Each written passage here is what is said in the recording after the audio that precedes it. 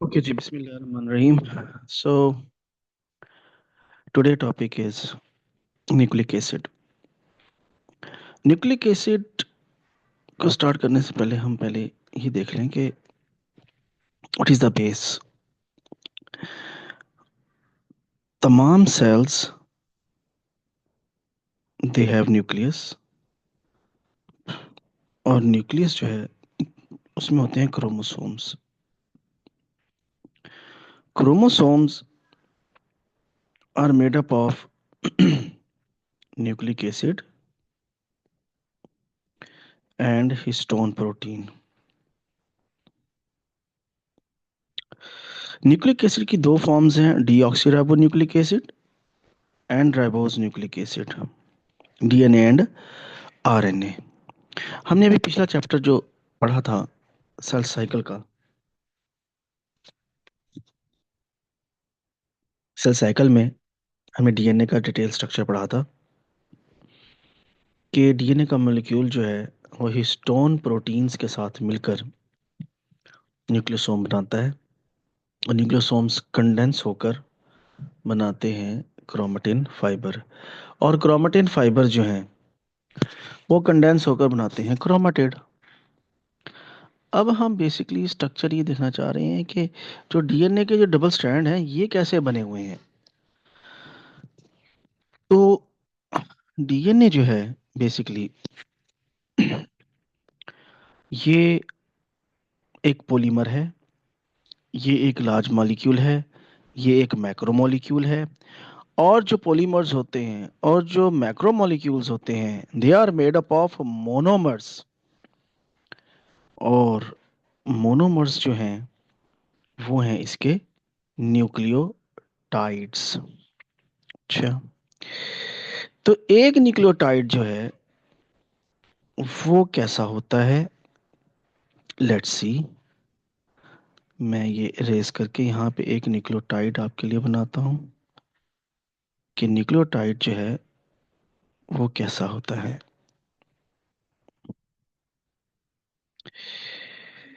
This is one nucleotide. जो nucleotide होते हैं, all the nucleotides are made up of three molecules. Number one, pentose sugar. ये deoxyribose sugar है।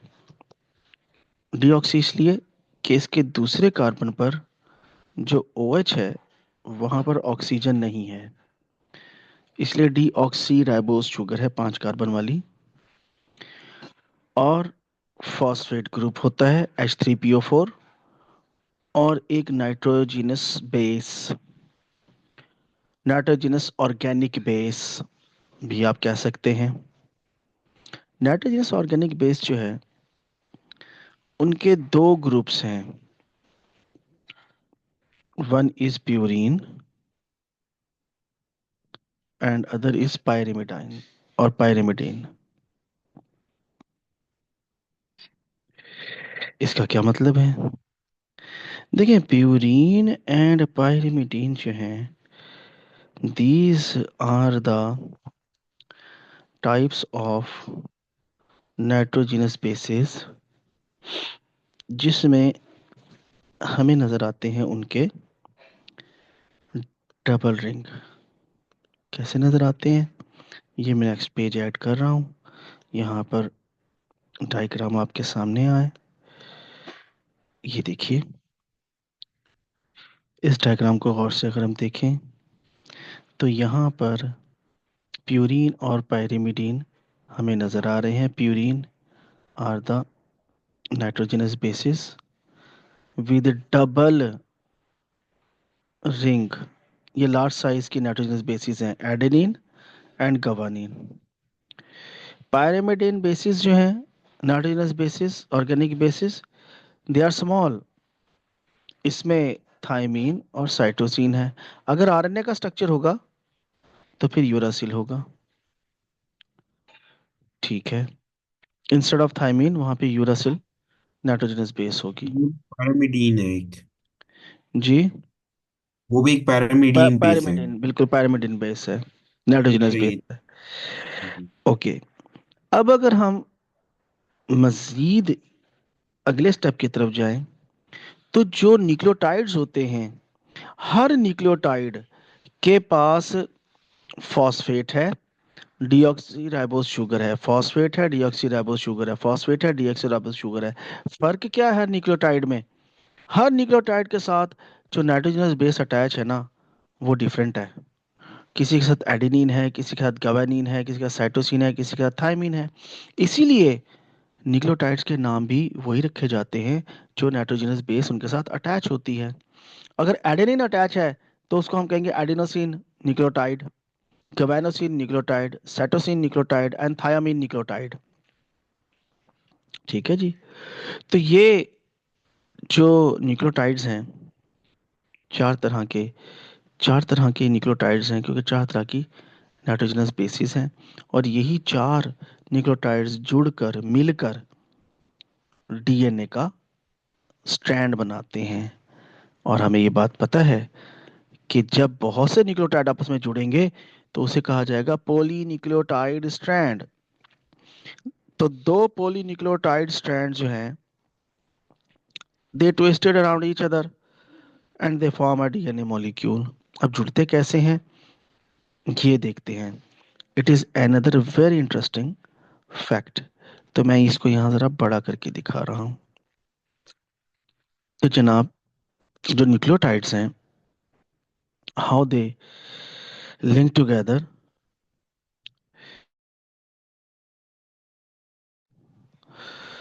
तो होता ये है कि जो एक न्यूक्लियोटाइड है, फॉर एग्जांपल ये एडेनिन, ठीक है ना, सॉरी, एडेनिन न्यूक्लियोटाइड जो है, ये एडेनिन न्यूक्लियोटाइड, इसके साथ गवानीन न्यूक्लियोटाइड ने अटैच होना है।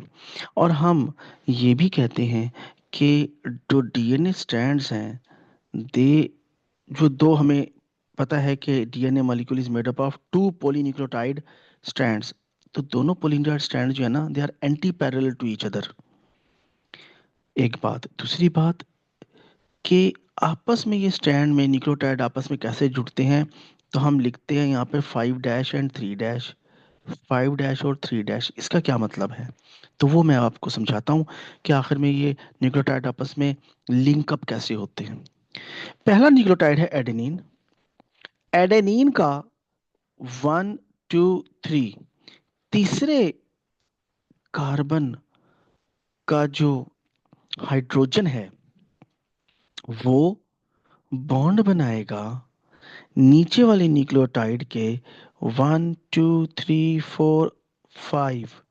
ये पांचवा कार्बन है इसका। पांचवें कार्बन के साथ जो H3PO4 फॉस्फेट लगा हुआ है, उसके साथ, और अगर आप गौर से देखें, मैं इसको जो है ना इस कलर से हाईलाइट करता हूँ कि ऊपर वाले न्यूक्लियोटाइड का तीसरा कार्बन भी इस फॉस्फेट के साथ बॉन्ड बनाए हुए है, और नीचे वाला जो न्यूक्लियोटाइड है उसका पांचवा कार्बन जो है, उसने भी इसके साथ बॉन्ड बनाया है उसी एक फॉस्फेट के साथ। और जो फॉस्फेट है, उसने एक ब्रिज का किरदार अदा किया है, एक्ट एज अ ब्रिज और link between these two nucleotides. तो इन दो न्यूक्लियोटाइड को जोड़ने वाला जो है वो फॉस्फेट ग्रुप है। और इस बॉन्ड को हम कहते हैं कि this is a phosphodiester bond. क्यों कहते हैं phosphodiester bond? Phosphodiester bond इसलिए कहते हैं कि फॉस्फो का मीन्स आपको पता ही है कि फॉस्फेट ग्रुप है, ठीक है। Di means two. तो फॉस्फो ने दो बॉन्ड बनाए हैं एस्टर। एस्टर क्यों? क्योंकि हम ये समझते हैं और हम ये जानते हैं कि जनाब, जो भी अल्कोहल किसी एसिड के साथ अगर बॉन्ड बनाएगा तो उस बॉन्ड को फॉस्फोडाइएस्टर बॉन्ड कहा जाएगा। तो यहाँ पे एसिड तो फॉस्फेट है, जैसे मैंने पहले कहा कि फास्फोरिक एसिड है बेसिकली ये, ठीक है। और अल्कोहल क्या है जनाब? अल्कोहल तो है ये ओ एच ग्रुप तीसरे कार्बन का और पांचवें कार्बन का। ठीक है जी। तो ये फॉस्फोडाइएस्टर बॉन्ड बनते हैं इनके दरमियान। अब इसका मतलब ये हुआ कि चेन के अंदर जो सबसे ऊपर टॉप पर मौजूद है न्यूक्लियोटाइड, उस न्यूक्लियोटाइड का पांचवा पांचवा कार्बन जो है वो हमेशा फ्री रहेगा। ठीक है। और जो न्यूक्लियोटाइड सबसे नीचे है, उसका तीसरा जो कार्बन है वो फ्री रहेगा। तो यहाँ पे आप इसको गौर से देख भी सकते हैं। मैं इसको इलेबोरेट कर देता हूँ कि पहला न्यूक्लियोटाइड जो है, क्योंकि हर न्यूक्लियोटाइड के पांचवें और तीसरे कार्बन के जो ओ एच हैं वहाँ पर ही बॉन्ड बन सकते हैं। तो यहाँ देखिए, इसका ये 5 एंड लिखा हो ना, पांचवा कार्बन इसका फ्री है। और सबसे नीचे वाले का जो है वो तीसरा कार्बन थर्ड एंड फ्री है। इसीलिए जब मैं इस पॉली न्यूक्लियोटाइड चेन को ऐसे शो करूँगा, तो मैं 5 डैश और 3 डैश का मतलब है कि पांचवा कार्बन वहाँ से फ्री है और सबसे नीचे वाले का तीसरा कार्बन फ्री है। और ये एक और मैंने डायग्राम आपके लिए जो है अटैच की है। इस डायग्राम में आप देखें कि वाज़ह तौर पर जो है वो आपको नज़र आ रहा है कि फास्फोडाइएस्टर बॉन्ड जो है ये फिफ्थ कार्बन है, ये थर्ड कार्बन है। और वो फॉस्फेट जो है H3PO4 ने इनके साथ बॉन्ड बनाया है, और फास्फोडाइएस्टर बॉन्ड इसे हम कहते हैं। तो इस तरह पॉलीन्यूक्लियोटाइड चेन जो है वो बनती है। एक, अभी तक हमने जो कुछ डिस्कस किया उसमें आपको कोई भी क्वेश्चन है, पूछना है तो पूछिए। कि हमने ये डिस्कस किया कि न्यूक्लिक एसिड क्या है। Nucleic acid actually, chromosomes are made up of nucleic acid, and there are two types of nucleic acid, DNA and RNA, deoxyribonucleic acid and ribonucleic acid। अभी पहले हम DNA डिस्कस कर रहे हैं। Deoxyribonucleic acid is made up of nucleotides, many nucleotides linked together by phosphodiester bond, they form a polynucleotide chain। और दो polynucleotide chains मिलकर एक डीएनए मॉलिक्यूल बनाती हैं। न्यूक्लियोटाइड किससे मिलकर बना हुआ है, न्यूक्लियोटाइड का स्ट्रक्चर क्या है, वो हमने बता दिया कि each nucleotide is made up of one nitrogenous base, one deoxyribose sugar and one phosphate group. इन तीन से मिलकर एक न्यूक्लियोटाइड बनता है। और जो नाइट्रोजनस बेसिस हैं उनके दो ग्रुप्स हैं, प्यूरीन्स एंड पैरामिडीन्स। प्यूरीन्स जो है वो लार्ज साइज्ड जो है वो नाइट्रोजन बेसिस हैं, like adenine and guanine. Large क्यों, क्योंकि डबल रिंग है इनके। और पायरिमिडिन्स जो है दे आर स्मॉल, उसमें साइटोसिन और थायमिन है, they have just single ring. Some time past paper questions में आपसे सिर्फ वो डिफरेंशिएट अब ऐसे पूछ लेता है कि एडेनिन और गवानीन कौन से हैं इनमें से। आपने सिर्फ फंक्शनल ग्रुप याद रखना है कि एडेनिन में NH2 और गवानीन में ऑक्सीजन लगा हुआ है। बाकी आप बड़ी आसानी से इसको पहचान सकेंगे कि एडेनिन कौन सा और गवानीन। इसी तरह आपने थायमिन और साइटोसिन की पहचान के लिए भी इनके फंक्शनल ग्रुप को याद रखना है। साइटोसिन में सिंगल रिंग पर NH2 है फंक्शनल, और जो थायमिन है उसका भी ऑक्सीजन है यहाँ पर। ठीक है ना जी। तो बाकी वो इस तरह से ना स्ट्रक्चर ये बनाने के लिए आएंगे और ना ही कोई और डिटेल, लेकिन ये बेसिक नॉलेज आपको पता होना चाहिए कि फास्फोडाइएस्टर बॉन्ड फिफ्थ और थ्री के दरमियान किस तरह बन रहा है, और इसको डाइएस्टर बॉन्ड क्यों कहते हैं, और ये पॉलीन्यूक्लियोटाइड चेन बनती है purine pyrimidines, what is it's mean, ये नॉलेज आपके पास होना चाहिए।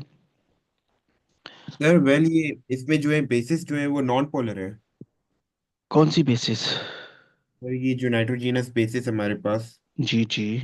जो ग्वानिन है, साइटोसिन है, थाइमीन है, ड्यूरेसिल, ये हाँ। पांचों की बेसिस है, ये सारे नॉन पोलर हैं। नॉन पोलर क्यों है?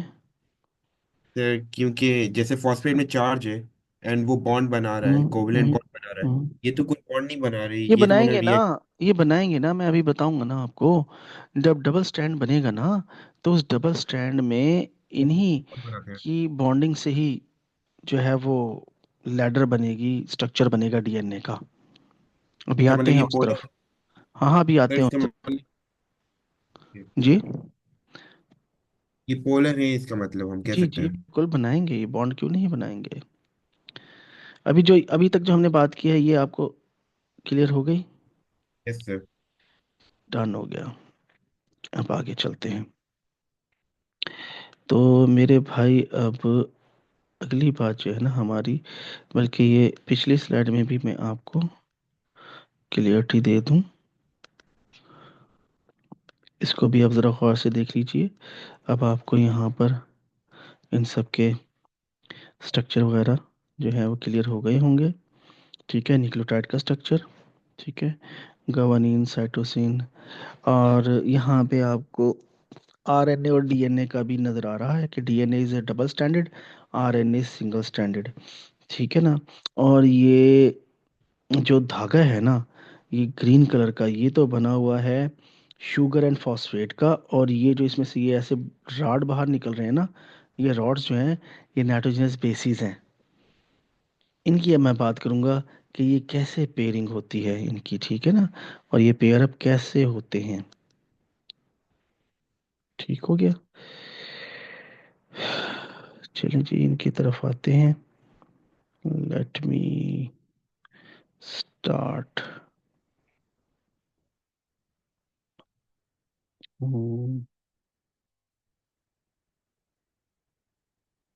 हम जी नेक्स्ट स्लाइड की तरफ जाएंगे। स्लाइड जो है हम ऐड करेंगे।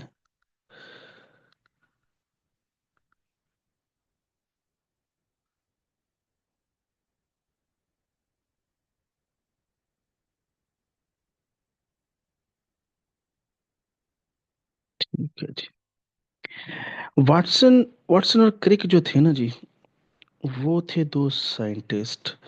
1940 में ना, 1940 में उनको ना नोबेल प्राइज दिया गया, क्योंकि उन्होंने डीएनए का स्ट्रक्चर जो था ना, वो एक्सरे क्रिस्टलोग्राफी के थ्रू जो है ना फाइंड आउट किया था, वाटसन और क्रिक ने। अच्छा, वाटसन और क्रिक की इस डिस्कवरी को जो है ना बहुत इम्पोर्टेंस है, इसलिए कि जो स्ट्रक्चर उन्होंने बताया आज तक हम उसी को ही फॉलो कर रहे हैं। अच्छा जी। चलें। तो अब according to the Watson and Crick model of DNA, सारी बातें हम डिस्कस कर चुके हैं क्या। नंबर वन, कि DNA is a nucleic acid and it is made up of monomers nucleotides. फिर हम इस बात को डिस्कस कर चुके हैं कि nucleotides are actually made up of, you know very well that these nucleotides are four types, because they have four different type of nitrogenous bases। बाकी हर न्यूक्लियोटाइड में शुगर और फॉस्फेट तो कॉमन है। ठीक है। अच्छा, उसके बाद हम जो है ये बात भी डिस्कस कर चुके हैं कि जो न्यूक्लियोटाइड्स हैं दे फॉर्म फॉस्फोडाइएस्टर बॉन्ड, ये भी उन्होंने बताया। और मैं आपको ये बात भी बता चुका हूँ कि जो दो स्ट्रैंड होते हैं डीएनए के, they are anti parallel to each other. जैसे आपको यहाँ नज़र आ भी रहा है कि 3-to-5, 3-to-5, तो एंटी पैरेलल होते हैं, फिर ये एक दूसरे के इर्द गिर्द ना दे ट्विस्ट अराउंड। और जब ये ट्विस्ट अराउंड होते हैं ना, तो आमने सामने नाइट्रोजनस बेसिस आ जाती हैं। ये नाइट्रोजनस बेसिस जब आमने सामने आती है ना, तो ये आपस में बनाते हैं हाइड्रोजन बॉन्ड। उन्होंने ये चीज़ कंफर्म की कि हमेशा ए और टी के दरमियान, जी और सी के दरमियान हाइड्रोजन बॉन्ड बनते हैं। ए और टी के दरमियान डबल बॉन्ड, जी और सी के दरमियान ट्रिपल हाइड्रोजन बॉन्ड्स बनते हैं। इसको याद रखने के लिए आप एक छोटा सा फार्मूला याद रखें एट गवर्नमेंट कॉलेज, कि ए ने हमेशा टी के साथ और जी ने हमेशा सी के साथ बॉन्ड बनाना है। ठीक है, ऐसा नहीं होगा, क्योंकि एक प्यूरिन होती है, एक पायरिमिडिन होती है, एक प्यूरिन और एक पायरिमिडिन, तो जी और टी क्यों नहीं बना सकते। तो हम इनके स्ट्रक्चर देख रहे हैं इस वक्त 2D। 3D में हम जब इनकी थ्री डायमेंशनल स्ट्रक्चर को देखते हैं तो बॉन्ड, एक टर्म हम यूज़ करते हैं इलेक्ट्रोनेगेटिविटी, इलेक्ट्रोपॉजिटिविटी और अफिनिटी। तो इनकी अफिनिटी नहीं है आपस में। ठीक है, और मैंने इसलिए यहाँ पर ये स्ट्रक्चर्स आपके सामने उनके with their chemical structure show किए हैं कि आप देखें एडेनिन और थायामीन जो हैं उनके दो हाइड्रोजन बॉन्ड्स बन रहे हैं, और गावानीन और साइटोसिन के जो है वो दो हाइड्रोजन बॉन्ड बन रहे हैं। बाकी तो ये डीएनए स्ट्रैंड है, इधर एक शुगर फास्फेट, इधर है शुगर फास्फेट, दरमियान में नाइट्रोजनस बेसिस से ये जगह फिल हुई हुई है, और उन्होंने इसको नाम दिया था लैडर का। उन्होंने कहा जी डीएनए का स्ट्रक्चर बिल्कुल सीढ़ी की तरह है, बिल्कुल लैडर की तरह है। ठीक है, तो लैडर की तरह है तो दरमियान में जो लैडर के स्टेप्स होते हैं जिनमें हम पाँव रखते हैं, तो वो हैं ये हाइड्रोजन बॉन्ड्स जो कि ए टी और जी और सी के दरमियान बनते हैं। तो इस तरह जो डीएनए का स्ट्रक्चर है वो कंपैक्ट और स्टेबल हो जाता है। ये आपने याद रखना है कि इसका डबल हेलिक्स जो है 3 डायमेंशन स्ट्रक्चर इस तरह से बनता है। यहाँ कोई क्वेश्चन है तो पूछिए। सर हमें स्ट्रक्चर तो याद हो जाएगा, मगर ये जो एग्जाम में से हमें बनाना पड़ेगा बिल्कुल भी नहीं, या नहीं नहीं ना? बिल्कुल बस नहीं, कुछ भी नहीं बनाना पड़ेगा। आपसे सिर्फ क्वेश्चंस होंगे, और ये क्वेश्चंस ऐसे ही ड्रॉ किए हुए होंगे, और आपसे सिर्फ पूछा जाएगा कि इन स्ट्रक्चर्स में डबल हाइड्रोजन और ट्रिपल कहाँ हैं, किसके दरमियान होते हैं। ठीक है ना, जैसे कि डिफरेंसेस की हम बात कर लेते हैं।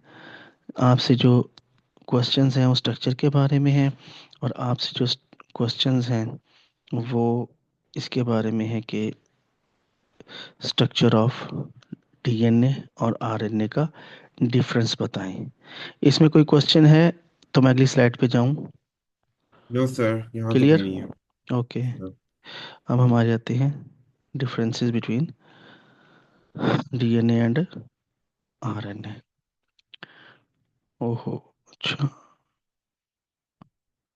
अच्छा चलो खैर करते हैं इसका भी कोई हल। इसको हम करते हैं छोटा। अरे भाई यहाँ जा,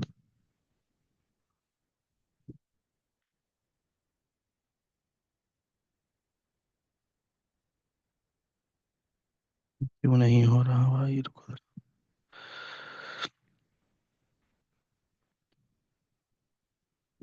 चलो हम ऐसे कर लेते हैं, अगर ऐसे नहीं हो रहा तो।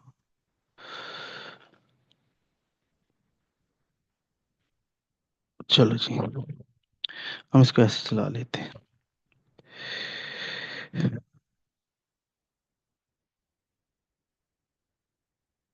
चलो जी, टाइप जो है डीएनए और आरएनए, ठीक हो गया।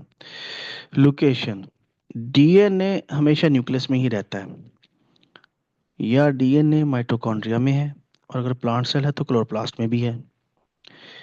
जबकि आरएनए जो है वो न्यूक्लियस में भी मिलेगा और साइटोप्लाज्म में भी मिलेगा। क्यों? क्योंकि आरएनए 3 तरह का है, mRNA, tRNA एंड rRNA। ये हमने इस चैप्टर में पढ़ना भी है। शुगर जी डीएनए में है डीऑक्सीराइबोस, और आरएनए में राइबोस। ठीक है ना जी, उसमें ऑक्सीजन मौजूद है उसकी। अच्छा, फंक्शन, डीएनए का फंक्शन, उसके पास तो बेसिक इंफॉर्मेशन है, जेनेटिक इंफॉर्मेशन है for the synthesis of long chains of protein. जबकि आरएनए, आरएनए बेसिकली बनते हैं डीएनए की कॉपी। डीएनए ओरिजिनल इंफॉर्मेशन है, उस ओरिजिनल इंफॉर्मेशन की फोटो कॉपीज बनती हैं in the form of mRNA and tRNA, और वो थोड़ा सा पोर्शन होता है एक प्रोटीन का। ठीक है ना, एक प्रोटीन की इंफॉर्मेशन होती है, जबकि डीएनए के पास तो पूरे सेल की जितने मिलियंस ऑफ प्रोटीन है सबकी इंफॉर्मेशन है। डीएनए का स्ट्रक्चर जो है वो डबल हेलिकल है, जबकि आरएनए सिंगल स्ट्रैंडेड है, शॉर्ट चेन्स हैं। ठीक है, डीएनए की रेप्लिकेशन अभी हमने पढ़ी है माइटोसिस में, कि डीएनए रेप्लिकेट करता है, सेल्फ रेप्लिकेटिंग है। आरएनए सेल्फ रेप्लिकेटिंग नहीं है। डीएनए के स्ट्रक्चर में थायमीन है, जबकि आरएनए के स्ट्रक्चर में उसको रिप्लेस कर रहा है यूरासिल। ठीक है ना जी। सर इसमें जो फंक्शन वाला पार्ट था एक दफा फिर से रिपीट कर दें। जी जी। देखिए, सिंपल सी बात है कि डीएनए जो है ना, ये जेनेटिक इंफॉर्मेशन है इसके पास, लॉन्ग टर्म स्टोरेज। जैसे एक हकीम है, उस हकीम के पास आप जाते हैं और वो आपको चेक करके मेडिसिन देने से पहले उसके पास नुस्खों की किताब है उसको खोलता है और उनसे पढ़कर अपने असिस्टेंट को क्या वहाँ से सफ़ा फाड़ के देगा या एक स्लिप पर लिख कर देगा कि भाई ये मटेरियल मिक्स करो और दवाई बनाओ। स्लिप पे लिख यस। के देगा ना, ओरिजिनल पेज तो वहीं रहेगा, किताब वो वापस बंद कर देगा।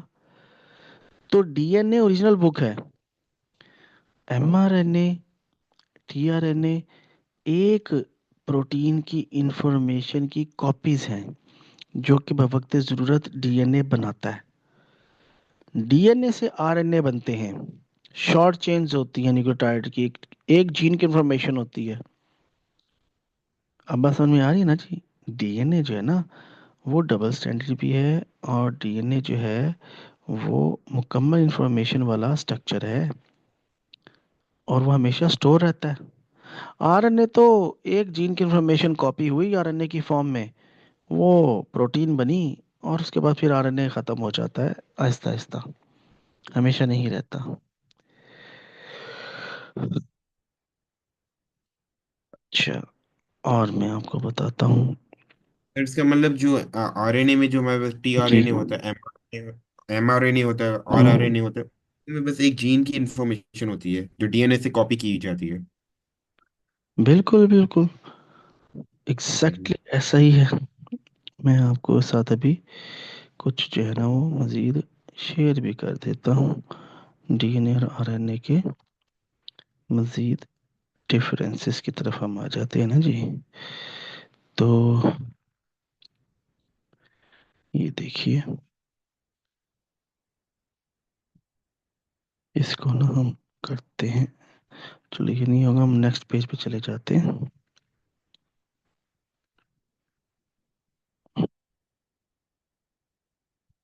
चले जी, यहाँ से भी आप देख लीजिए, ये भी आपके लिए 10 डिफरेंसेस हैं।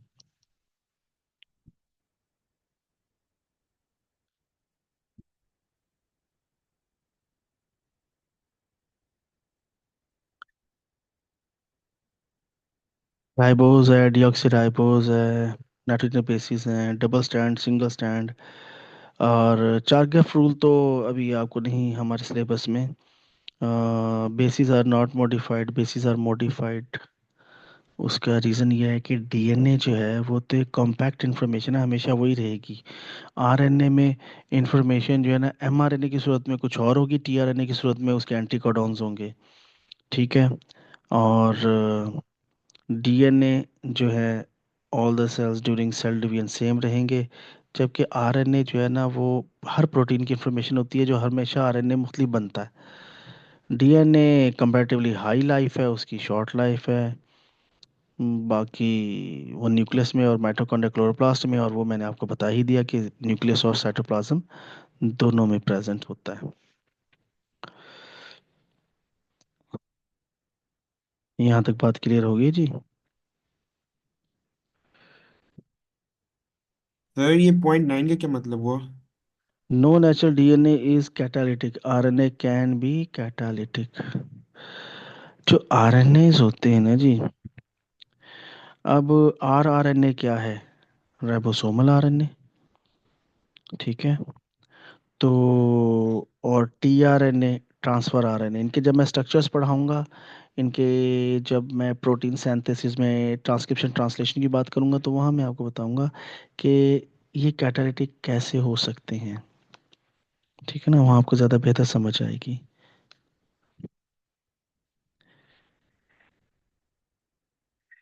अभी हमारा जो आज का आखिरी टॉपिक है वो ये बात है कि एटीपी जो है वो एक एनर्जी मॉलिक्यूल है। ठीक है। हमने इस चीज़ को यहाँ स्ट्रक्चर वाइज भी मैंने दिखाया, और अब मैं जो है टेक्स्ट वाइज भी इसको ऐड कर रहा हूँ कि व्हाट इज एटीपी। देखो भाई, एडिनोसिन ट्राइफॉस्फेट जो है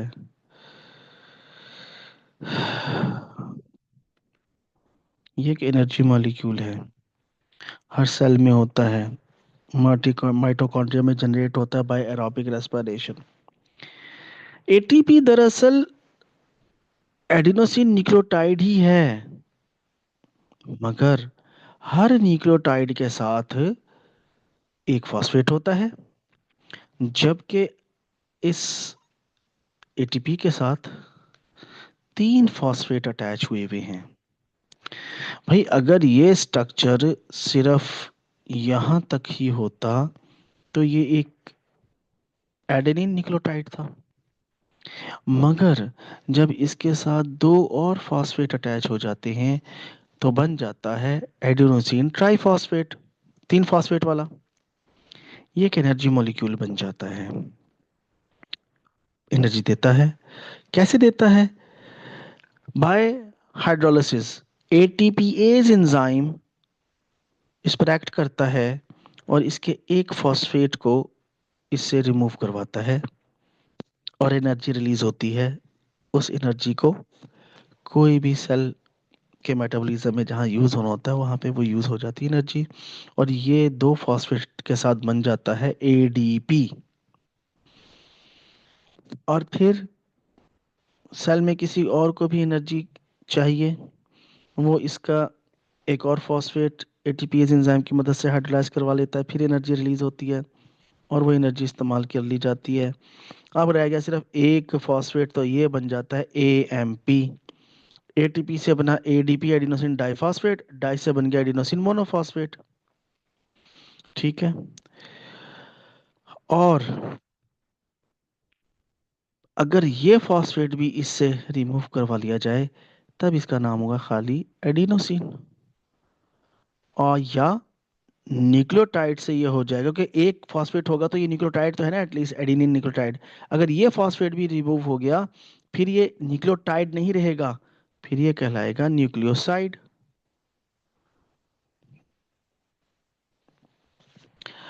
तो एटीपी जो है वो एक एडेनिन न्यूक्लियोटाइड है with three phosphate, act as an energy molecule, provide energy in the cell, and these additional phosphate molecules are hydrolyzed by the ATPase enzyme, और ATPase enzyme की वजह से ये फॉस्फेट रिमूव होते रहते हैं, एनर्जी देते रहते हैं, और वो हीट एनर्जी जो है ना यूज होती रहती है। और ये इनऑर्गेनिक फॉस्फेट जो टूटते हैं ये भी एक्टिवेट करते हैं, ये भी किसी के साथ अटैच होकर, किसी के भी साथ अटैच होकर उसको बहुत ज़्यादा रिएक्टिव कर देते हैं, और इस तरह केमिकल रिएक्शंस कंप्लीट हो जाते हैं।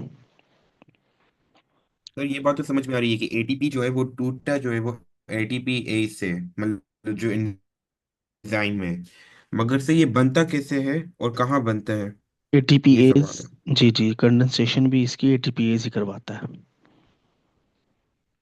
जी एटीपी ही कराएगा जी कंडेंसेशन जी भी। जी जी जी। सर कार्बोनिक सर तो फिर ये एनहाइड्रेस, बनते हाँ। तो है। बनते क्या माइटोकॉन्ड्रिया में? बन अच्छा। माइटोकॉन्ड्रिया, जी माइटोकॉन्ड्रिया में सर एरोबिक एक और रेस्पिरेशन एंजाइम होता भी है। है। जी। सर एक और एंजाइम भी है ना जो एटीपी सिंथेज से कहा जाता वो है, मतलब इलेक्ट्रॉन जो बनाता है ट्रांसपोर्ट, सिंथेज। जी वो इलेक्ट्रॉन ट्रांसपोर्ट चेन होगी, वो हम रेस्पिरेशन में पढ़ेंगे H2 के अंदर। एटीपी सिंथेज कॉम्प्लेक्स है, एटीपी सिंथेज कॉम्प्लेक्स जो है वो इलेक्ट्रॉन ट्रांसपोर्ट चेन में माइटोकॉन्ड्रिया के इनर मेम्ब्रेन में होता है। वो केमी ऑस्मोसिस करता है, वो तो हम H2 में पढ़ेंगे। बेसिकली एटीपी बनते हैं माइटोकॉन्ड्रिया के अंदर भी, और ग्लाइकोलाइसिस के प्रोसेस में साइटोप्लाज्म में भी। अभी तो आपके सिलेबस में और एटीपी। स्ट्रक्चर, जी सही सही। जी जी, पूछें पूछें। सर मैं बस ऐसे ही कह रहा था कि एटीपी से बनता है ये। हाँ बिल्कुल, कंडेंसेशन वही सही। हाइड्रोलाइज करेगा।